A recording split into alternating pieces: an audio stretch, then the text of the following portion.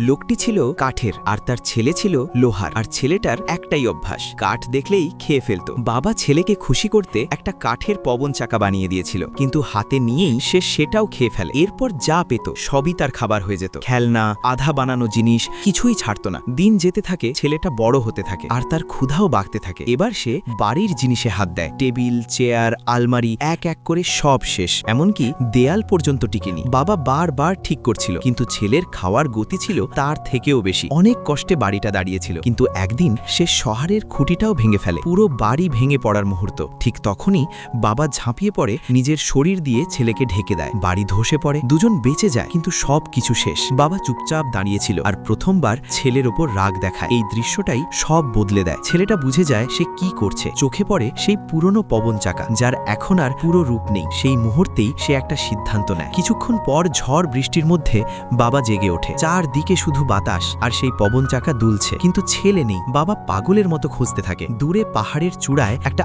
আলো দেখে, সেখানেই গিয়ে সব কিছু থেমে যায়। লোহার ছেলের বুকের আগুন নিভে গেছে। সে আর নেই, সে নিজেই দূরে চলে গেছে, শুধু যেন বাবার বোঝা না হয়। বাবা বারবার তাকে জাগানোর চেষ্টা করে, কিন্তু কিছুই বদলায় না। ঝড়ের মধ্যে সে ছেলেকে বুকে ধরে দাঁড়িয়ে থাকে, তারপর ধীরে করে শুইয়ে দেয় আর বুকের ওপর পবন চাকাটা রেখে দেয়। হঠাৎ বাতাস জোরে বয়ে যায়, পবন চাকাটা ঘুরতে শুরু করে। সেই ঘূর্ণনে বাবার মনে আবার আশা জাগে। সে তাড়াতাড়ি আরেকটা পবন চাকা বানিয়ে ছেলের বুকে বসিয়ে দেয়। আর তখনই অলৌকিক কিছু ঘটে। ধীরে ধীরে ছেলেটার চোখ খুলে যায়, বাবার চোখ ভিজে ওঠে। দুজন একে অপরকে জড়িয়ে ধরে।